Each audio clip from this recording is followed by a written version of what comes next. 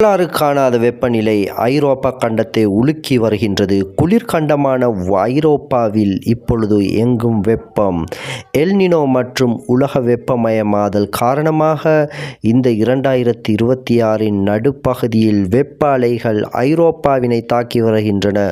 பொதுவாக Africa, Asia போன்ற கண்டினென்ட்களில் வெப்பம் காணப்படுவது இயல்பு. ஆனால் பல நூற்றாண்டுகளாக இல்லாதவாறு ஐரோப்பாவை வெப்ப அலைகள் தாக்கி வருகின்றன. இதனால் அங்குள்ள மக்கள் என்ன இன்னல்களை அனுபவிக்கின்றனர் பார்க்கலாம் வாங்க. ஐரோப்பா நாடுகளான Spain, Portugal, France, Italy, Germany, Greece, Britannia போன்ற பல நாடுகளிலுள்ள பல நகரங்களுக்கு சிவப்பு எச்சரிக்கை வெப்ப அலைகள் ஹீட் வேவ் காரணமாக விடுக்கப்பட்டுள்ளது. ஐரோப்பா இயல்பாகவே குளிர்ச்சியான கண்டம். அங்கு பல வீடுகளில் ஏர் கண்டிஷனே இல்லை. அதாவது அங்கு எப்பொழுதுமே பனியாகவும் குளிராகவும் தான் இருக்கும். பனிக்காலங்களில் நிறைய பனி பொழியும் இந்த கண்டத்தில். அதனால் மக்கள் ஏர் கண்டிஷன், ஃப்ரிட்ஜ் போன்றவற்றை பாவிப்பதே குறைவு குளிர் காரணமாக.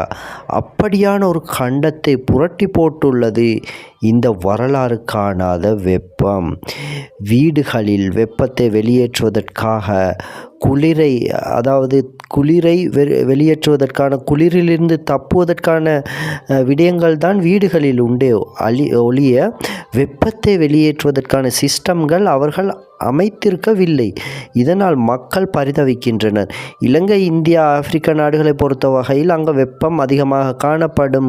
அதனால் ஏர் கண்டிஷன்கள், குளிராக வைத்திருப்பதற்கான விடயங்கள் நிறைய உண்டு. ஆனால் ஐரோப்பாவில் அவ்வாறு இல்லையே. இதனால் அங்கு காணப்படும் பாடசாலைகள், அலுவலகங்கள், வெளிப்புற இடங்கள் இவை அனைத்துமே பாதிக்கப்பட்டுள்ளன. அலுவலகங்களை பொறுத்தவரையில் கூட ஏர் கண்டிஷன்கள் போன்ற குளிராக வைத்திருப்பதற்கான இடங்கள் இல்லை அல்லவா. சில சுற்றுலா தலங்களும் நிகழ்ச்சிகளும் முற்றுமுழுதாக பாதிக்கப்பட்டுள்ளன. அதிக வெப்பத்தால் முதியவர்கள், குழந்தைகள் உடல்நல பிரச்சினைக்கு உள்ளாகின்றனர்.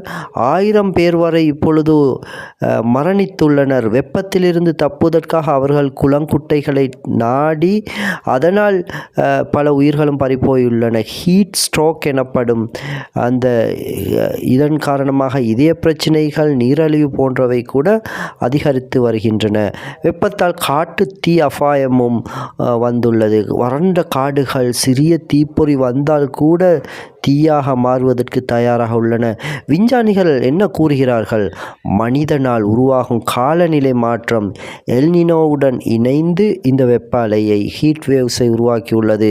எரிப்புக்கள், கார்பன் ஆக்சைடு வெளியேற்றம் போன்றவை உலக வெப்பமயமாதலை கூட்டி வருகின்றன. கடந்த சில தசாப்தங்களில் ஐரோப்பாவில் சராசரி வெப்பநிலை தொடர்ந்து உயர்ந்தே வந்தது. முன்பு அரிதாக இருந்த கடுமையான வெப்ப அலைகள் தற்பொழுது அடிக்கடி நிகழ்கின்றன. எதிர்காலத்தில் வெப்ப அலைகள் மேலும் அதிகரிக்கலாம் என்று விஞ்ஞானிகள் கூறுகின்றனர்.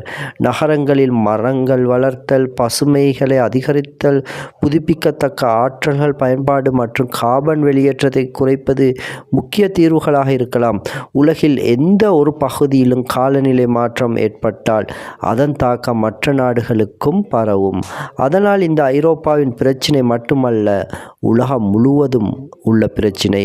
குளிர் கண்டமாக அறியப்பட்ட ஐரோப்பா கடும் வெப்பத்தால் இப்பொழுது கொதிக்கின்றது. இது இயற்கையின் ஒரு எச்சரிக்கை தான். காலநிலையை பாதுகாப்பது மனிதனின் பொறுப்பு என்பதை அது சொல்லித்தருகிறது.